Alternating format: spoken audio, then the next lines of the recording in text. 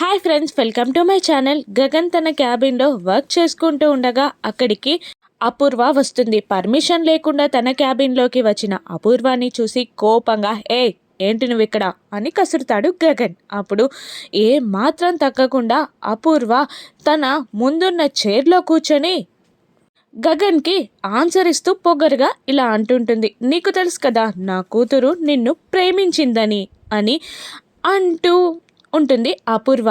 Cabin బయట నుండి జరిగేదంతా గమనిస్తూ ఉంటుంది నక్షత్ర. మరోవైపు భూమి కూడా అంతా గమనిస్తూనే ఉంటుంది. అయితే అని గగన్ అనగానే, నిన్ను పెళ్ళికి ఒప్పించమని నా కూతురు నన్ను ఇక్కడికి పంపించింది అని అనగానే, నో నెవర్, నేను నక్షత్రాన్ని పెళ్ళి చేసుకోను అని అనేస్తాడు గగన్. దాంతో అపూర్వ భూమి ఇద్దరు సంబరంగా ఫీల్ అవుతారు.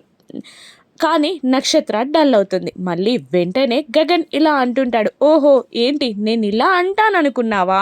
అస్సలు లేదు, నేను పెళ్ళికి ఒప్పుకుంటున్నాను. మా అమ్మ కూడా చెప్పింది కదా, నక్షత్రాన్ని నేను పెళ్ళి చేసుకుంటాను, నీ ఆస్తికి నేను అల్లున్నవుతాను అని అంటుంటాడు గగన్. ఏంటి అంటే నువ్వు నక్షత్రాన్ని పెళ్లి చేసుకోవడానికి ఒప్పుకుంటున్నావా అని అపూర్వ ఆశ్చర్యంగా అంటుండగా, అవును ఎందుకు ఒప్పుకోను అని అంటూ క్యాబిన్ బయటున్న నక్షత్రకి ఒక ఫ్లయింగ్ కిస్ ఇస్తాడు గగన్. అది చూసి కోపంతో రగిలిపోతూ ఉంటుంది అపూర్వ.